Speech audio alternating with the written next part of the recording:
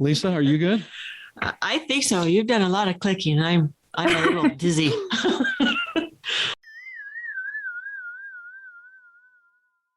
I've always said that, parenting is hard anywhere. Why not go do it in pretty places? Go, explore and see. And you never really know what you're going to get into when you get out on the road, even if you plan for hours and hours. So sometimes you just have to wing it and plan as you go.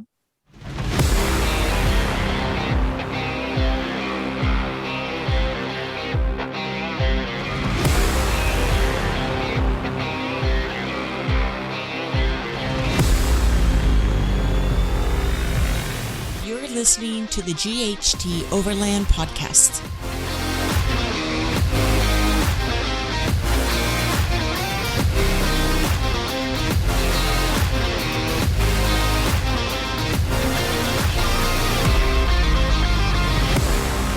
You are awesome. And now it's time to escape into the GHT Overland podcast. Thanks for joining the crew as we discover new adventures, learning from experienced overland travelers and adventure enthusiasts just like you, as we share their campfire stories, experience, and insights. It's not just pure classic overland adventure anymore. We're chasing a variety of adventures in remote, wild places only explored by adventure seekers much like you, with guts, with grit, and by those who exemplify the finest in human nature with a deep love for others, along with the wild beauty of our world. Do make note, this is the grown-up adult version, not soaked in explicitives. However, we're no longer removing those passionate raw words that sometimes are just the way we and our guests express exuberance. This episode is brought to you by GHT Overland. We're now recording a new YouTube channel of our adventures. We will be focused on quality over quantity as we get started, focused on recording the beauty of the wild places we visit with minimal conversations by us. In addition, we will record a series of overland cooking by myself, along with in-person interviews with fellow overland travelers, a bit later down the road. Just search GHT Overland on YouTube. We'd love your support. At minimum, please take a second to leave a rating on iTunes with anything from a one-word review to whatever you're feeling. You hear it on every podcast, so yes, it's that important. Without constant iTunes love, we're just a sludge at the bottom of a lost cold coffee cup. You can also support the show on Patreon. As time goes, Patreon will be the place we upload higher quality videos than YouTube allows, inside data on places we explore and love, along with pre-release downloads to our primary content. GHT stands for gratitude, humility, and tenacity. These are our three primary pillars of life. Taking it to the next level, we're adding in the rest of our pillars.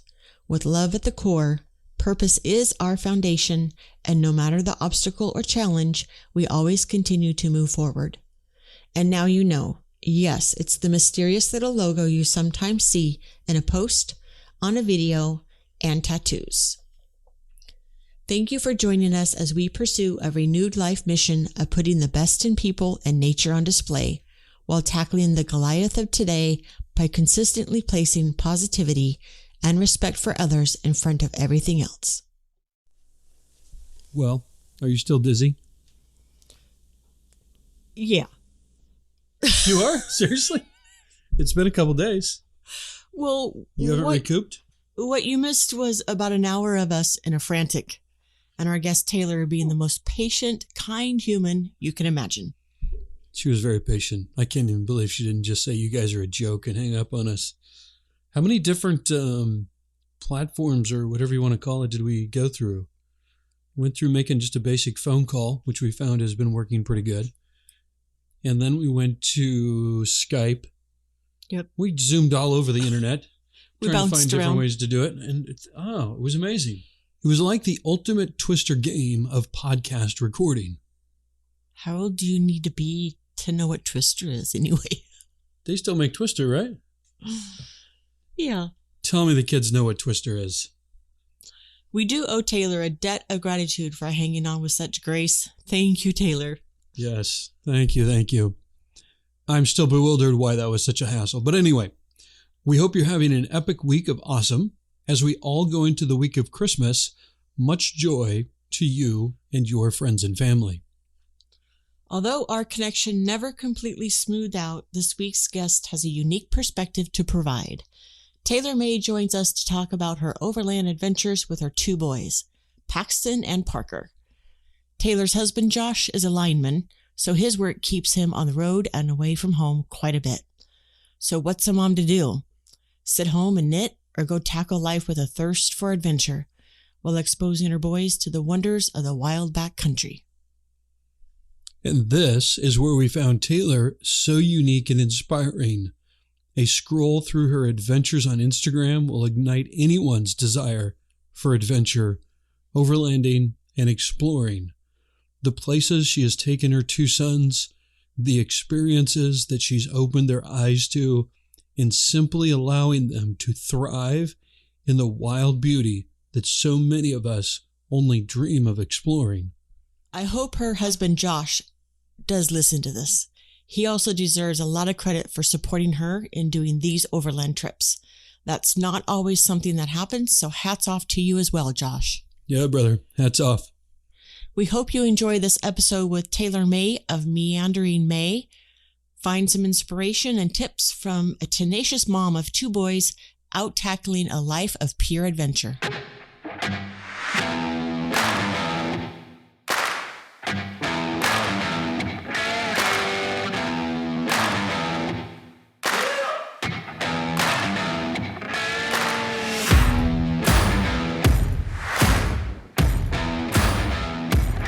Taylor, welcome to the show, and thank you so much for taking the time to connect with us today. Yeah, I'm excited to be here. Thanks. Yeah, absolutely. So aside from the overlanding travel that you've been doing on a pretty epic scale, you're a mom of two young, energetic boys and somehow pulling off solo mom duty while your husband is working a ton out of town. What gave you so much energy and drive to pull this off? I think it stems from just wanting to see more and do more in the outdoor realm. We started traveling as a family, and my husband, we were working down in LA. He had a really crazy schedule, so we needed to be out of the trailer most of the time. So we just started doing day trips, and I was like, there's a lot out here to see and do. So we started doing longer trips, and I think that drive just grew as we started traveling. And so where did you start from? Have you always been in Oregon, or where did all this begin? Yeah, born and raised in Oregon, both of us were. And then when he started traveling for work, we kind of just started going wherever he was going. So road trips have been a part of our life for quite a long time, and it just kind of evolved from there.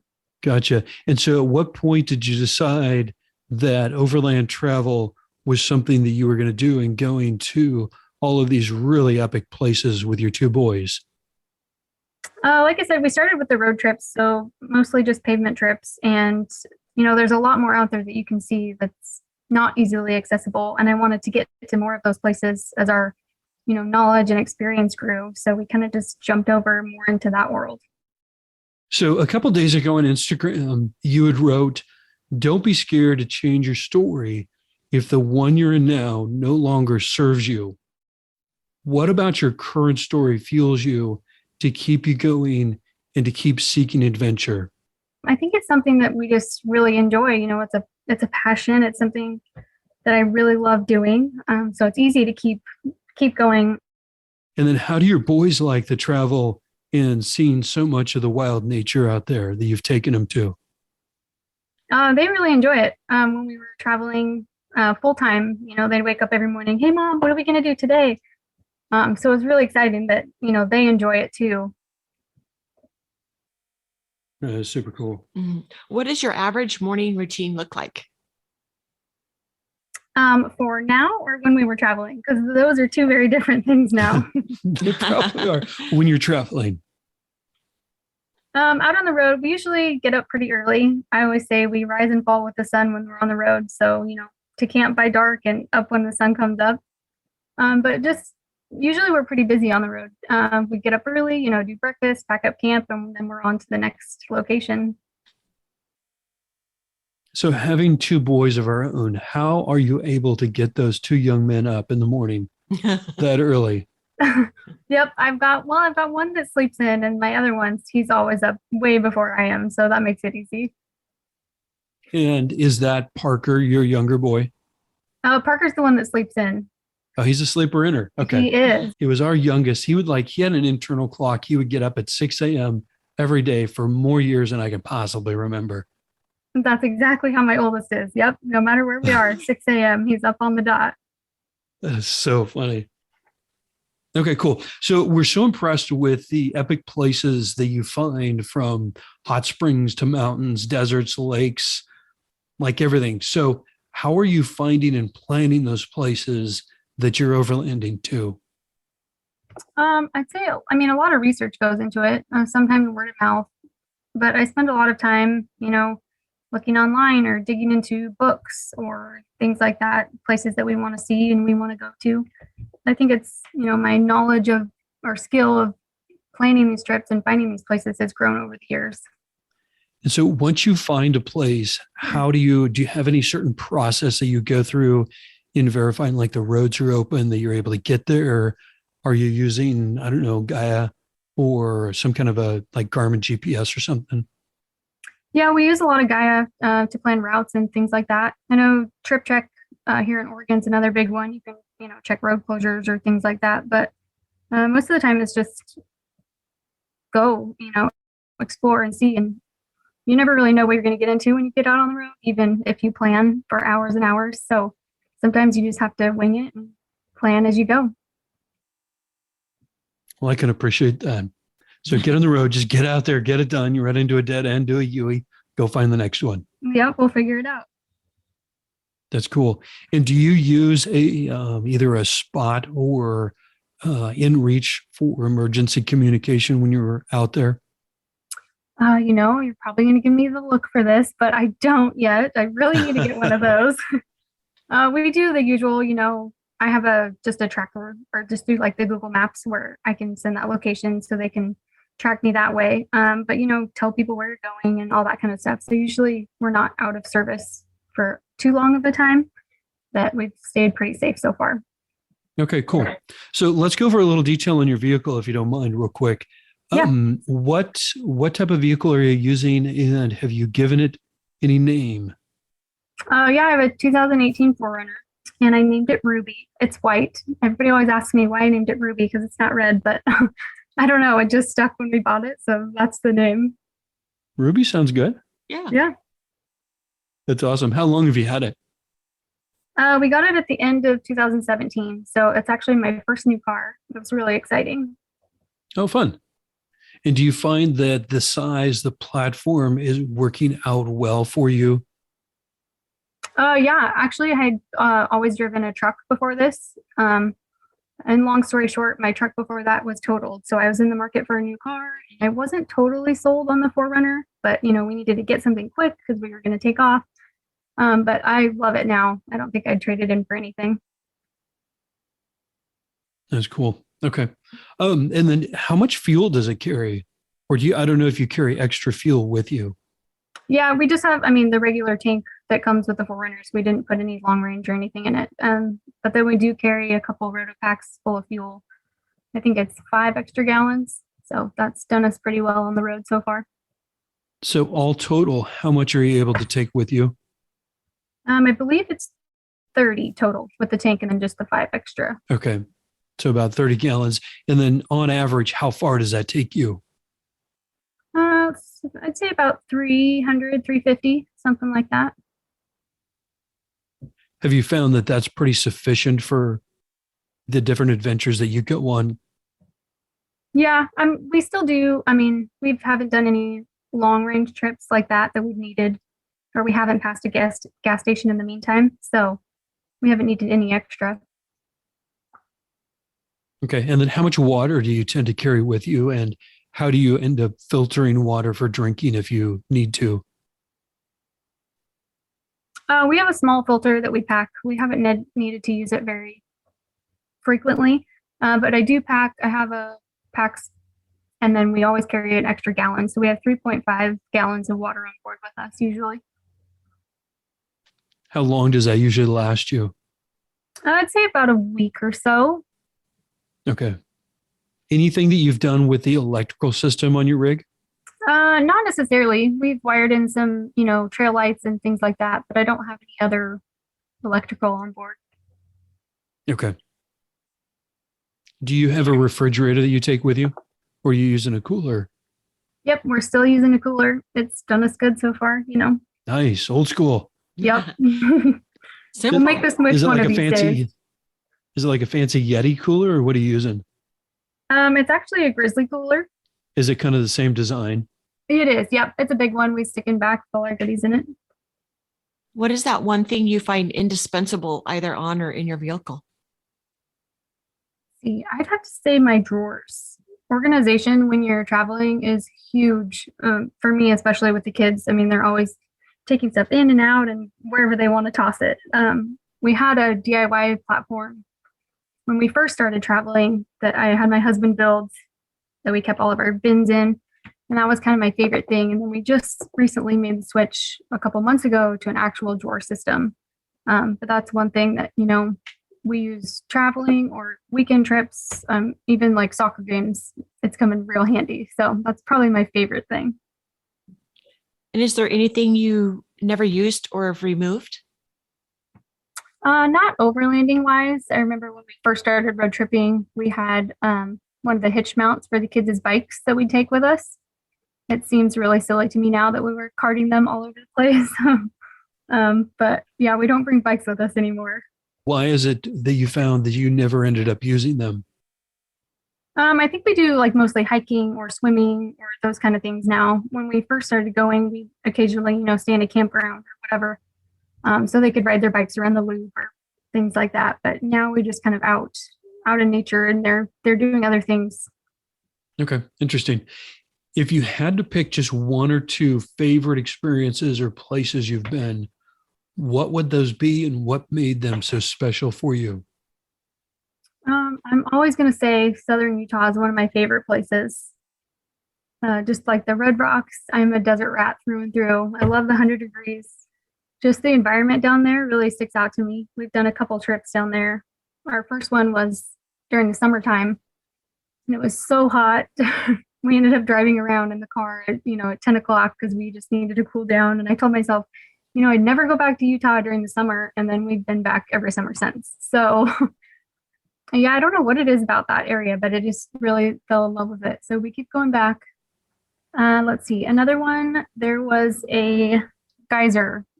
I guess we call it a geyser warm spring in Wyoming that I had seen one photo of online, and I was determined to find it. So it took me over a year to actually find it and make it there, and all the planning that went into that. It's actually a really super cool, local spot. It was really special to put all that work in and actually make it there, and it'd be this really cool little underground swimming hole that we went to. It was super awesome. So that's a really special place to me. No kidding, a year? Yeah, we actually tried to visit before, and it was, a snowstorm, so we couldn't actually make it there. So we had to postpone it for another year to make it back, but we did eventually, and it was really awesome. That was really cool. Good for you for sticking to it. And so I'm just curious, I can only imagine the excitement of being able to make that trip finally and going there. But when you drove up and you actually were there, how did that feel? Oh yeah, I was so excited. I had gotten a few hints from locals, but I didn't know exactly when we got there that was actually going to be the place. So yeah, to pull up and actually see it, I was like, oh my gosh, we did it. And look how pretty it is. It was super cool. Did you get out and do a happy dance? Oh yeah, lots of them. We spent lots of time there. I had to soak it all in. That's awesome. Now, can you think of a time that you faced a fairly significant challenge that you had to overcome? And what did you learn from that experience? One challenge that comes to mind, I think, is a couple years ago. I found a lake on a map and I was like, oh, we'll go look at this lake. It was super blue water. It was going to look, but I think it was right as the snow was falling. So it's still sunny days, but a little bit of snow on the ground. And we drove up in the mountains. It was the roads were kind of snow covered. I was like, oh, we can make it a little bit farther. So we did that and we ended up getting stuck in the snow. So that was a learning experience, to be prepared and not push your limits. And I was definitely not prepared at that point to have the gear or the knowledge. So we dug ourselves out and, I didn't have any tracks or shovel at that time. So we just used rocks and things to get ourselves out of that situation. But it was definitely a learning point, things that we needed to have and to do. And I'll always remember that time getting stuck in the snow. And so was that with just you and your boys? Was your husband with you at that time or anybody else? Nope, just me and the kids. We told him where we're going and all that good stuff. But yeah, it was just us up there. Start digging, boys. Yep. That's awesome. You're up there in the snow and you're stuck. It's you and your two boys. Like, walk us through. What were you thinking? Were you like a little freaked out, or were you like, now we got this? No, I think that was the first time I'd ever been like, oh no, like what have I done? So yeah, we had to get out of the car and I had to take a moment and just, think through this. It's going to be fine. We'll get out. So we did, but yeah, it was a little crazy. And so getting out, was that doing a U-E going back where you came from? Did you continue forward? No, we had to, back out, turn around and go back down where it wasn't so much snow. And how did the boys do for that? Were they like just thinking everything was cool and still kind of in play mode, or did they get a little anxious as well? Yeah, they were fine. I think they were fine until I got out and was like, uh-oh. And then they were a little nervous, but they helped. Digging in the snow is fun. So they helped do that and get the rocks and all that kind of stuff. That's cool. Okay, cool. So tell us about your kitchen setup. You've got two boys to cook for, and we know that two boys go through quite a bit of food. They do. What does the kitchen setup look like? And if you can walk us through, hopefully at least one amazing recipe that you all enjoy. I'm very minimal when it comes to our camp kitchen, actually. There's a lot of setups out there that have the grill or the stove or all that kind of stuff. But actually, we just use our Jetboil and a couple pans. So we do everything that way. It's really simple and works for us, especially since it's just the three of us. But a favorite recipe, I think tacos are always a good go-to. I don't think I have a special recipe for that, but they're really easy to bring on the road. You can, prep them before you get there. We also do a lot of like soups. That's super easy for our camp setup as well. Okay. And when you say Jetboil, is it the classic Jetboil that everybody envisions when you say Jetboil, or one of their new stoves? Nope, just the classic one. We got it, when we started traveling a few years ago, and we've used it ever since. So anything that you would change about that setup for the next time that you go out? I'd like to get like one of their new, the stovetop ones. That might make things a little easier, but for right now, it works for us pretty good. With two boys, we know there's a never-ending load of laundry. So what did you find worked best in keeping things reasonably tidy? Oh yes, always laundry. They're always dirty. Usually I pack for 7 days. That's kind of my goal. Even when we do weekend trips, I usually pack a little less. But even on our 3-week, month-long trips, 7 days, all seasons is my go-to checklist. So, that'll last us a week or a little more, a little less, depending on where we're going. And then we usually just stop at a laundromat somewhere along the way and get our clothes done that way. Recommendations on shower, hygiene, toilet, all that good stuff? Yeah, we do. We have some of the shower packs. Sometimes we'll do those, or baby wipes, that kind of thing. We don't necessarily have like a whole shower toilet setup. So it's probably just throwing those boys in the closest creek. Yep, we do a lot of swimming during the summer. Rinse off that way. That's awesome. And you've been to quite a few like hot springs, it looks like, as well, right? Yeah, that's become a passion of mine as well. It's fun to find those.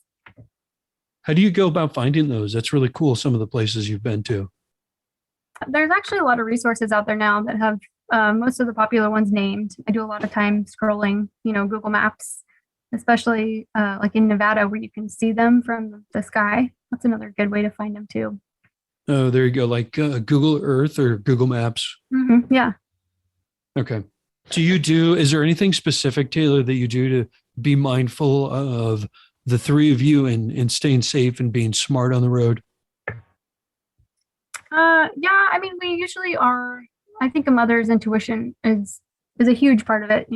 I keep an eye on our surroundings and make sure everybody's safe that way. But we're usually in places that are far out enough that I'm not too worried about other people being an issue. And then animals, we keep all our trash away, and the rooftop tent is a big one for me. I like sleeping up high. I think that's kind of a safety thing for us too. But otherwise, we just, be aware of your surroundings, and if you have a gut feeling, trust it. On the rooftop tent, real quick, Taylor, what tent are you using and what are your thoughts on it? We just switched to a smaller tent since it's just usually the three of us camping. We have the new GFC Superlight, which I absolutely love. I don't have any complaints about it so far. Okay, cool. What one were you using previously? We had the Smittybilt XL, which was actually our first tent. And I didn't really know if I wanted a rooftop tent or not at that point. So we got it for a steal of a price on Craigslist, which was super awesome. But it was a great tent. It was just too big for the three of us at the time. So we needed to downsize in that front. And with your current tent, how long do you find it usually takes you to set it up for the night? Like 5 minutes. It's so easy. Oh, for real? Okay. Oh yeah. You just pop the top and put the poles in, and that's it. You're done. And you're good. Do you just keep like sleeping bags, mattress, whatever you're using, just everything up there? You don't have to take it up and down each time? Yeah, I usually move our pillows, up and down because those are kind of bulky, but otherwise the mat and sleeping bags can close right up in there. Is it comfy? Like what kind of mat are you using? We just have a foam pad in there that we've been using. And does that work for you? Like, do you get a good night's sleep or you have a sore back the next morning? No, actually I like sleeping on like firm platforms. So sleeping outside is no problem for me. It works good. Oh, sweet. Okay. And then back to safety real quick, Taylor, any recommendations or things that you found that work for you for making sure that you keep like any documents or your camera, your film equipment safe? We don't travel with passports or anything like that because we just do stateside usually. So that's not an issue for us. But my camera gear or, keys, things like that, I'll usually take my camera gear up in the tent with us and just kind of put it at the foot. One thing that I know our listeners are going to be super curious about is how you're able to balance being a mother to your children, the conflict that happens between two boys, just as kids are kids. Right. It's got to be super challenging. How are you doing that? What have you found that works for you?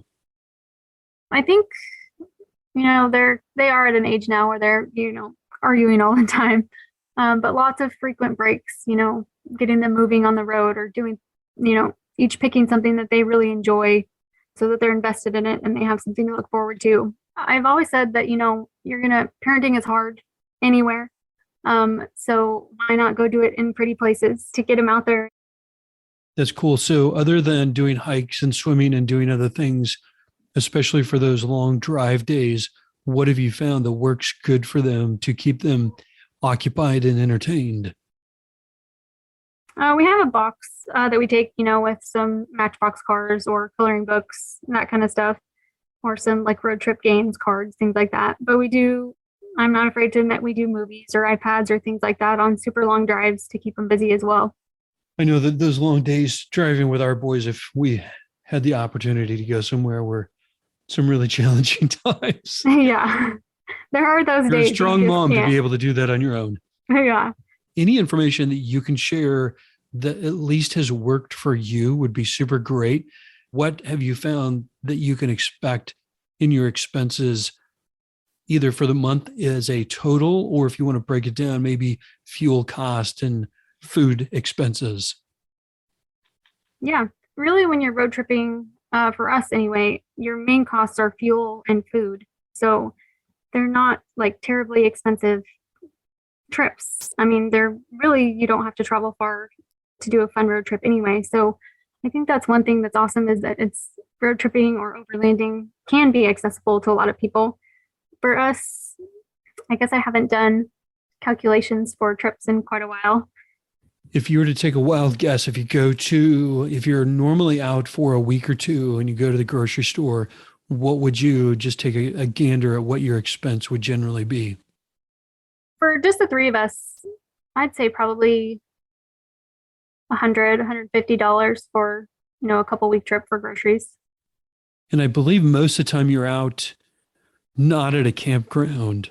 Is that right? Or have you spent any time with expenses at going to campgrounds? We did early on, that was kind of a safe place for us. But as of now, you can find so many free places to camp, which also cuts down your costs too. So, the BLM land or the National Forest land or things like that. So as you're traveling with the people that you ran across, the different experiences you had, what would you say that restores your faith in humanity? The outdoor overland community is super awesome. We met a lot of cool people traveling, doing things like that. And what advice would you give your 10-year younger self? See, that I'd be surprised where I ended up. Just keep going, it gets better. And if you could put any message on every billboard in America, what would that be? Don't wait. If you have a dream or you have something you want to do it, make that dream a reality. So let's wrap it up with some fun facts about you. What is a favorite genre of music? I listen to a lot of country music. I'd say that's probably my go-to. A different story for the boys at all? No, I'm still in charge of the radio so far, so that's worked out for us. Good for you. But they do enjoy it too, so it's okay for now. What's a favorite drink in the morning to get you going? I'm not a big coffee drinker, so I'll usually do tea or like a cider. Okay. And with Paxton waking up at 6 a.m., does he have that ready for you? I wish. We're going to get to that point one of these days. And a beverage at night to wind down after a long day. See, I think amaretto sours are pretty good. I've just learned to make those. Those are one of my favorite cocktails for at night. How do you mix it? It sounds good, and I think I might need one. Yeah, amaretto, a little bit of lemon juice, some sugar water. That's about it. Mix it all up. Maybe with a little Sprite, but it's pretty good. Sounds tasty. So Taylor, what's your best advice to aspiring overlanders and adventure enthusiasts that are listening right now? The overlanding world, I'd say, is definitely male dominated. So it can be hard for women or moms, especially, to get out there, but you can do it. We weren't completely in the know when we started, and our knowledge and experience has just kind of grown over time. So you can get out there and do it, even though you might not be ready, but it's a fun place to be in. And how can people learn more about you? All of our adventures are on Instagram. We don't have a blog or YouTube or anything like that yet. So if you want to find us, you can go there. It's meandering.may. So come say hi. And just for the benefit of our listeners, if you could spell that out for us so they can make sure and find you. Yeah, it's meandering.may, M-A-Y. Okay, cool. Any more information you'd like to give or useful resources that our listeners should check out? Not that I can think at the time. Taylor, we really appreciate your time. You've been extremely patient in all of our technological hurdles. You really owe yourself a lot more credit. It takes a lot of tenacity and a lot of drive to do what you've done and to pull it off with such grace. Continue to do that and realize what you're doing. And a lot of people are going to be inspired by what you're able to get accomplished. Yeah, I really appreciate you guys having me. That's been my goal with this whole thing is, to inspire more people to do what we're doing. So I'm glad we could relay that message. Yes, absolutely. So safe travels and adventures to you. A remote cheers to you as we look forward to our overlanding paths possibly crossing in the future. Yes, thank you so much. Take care. Bye-bye.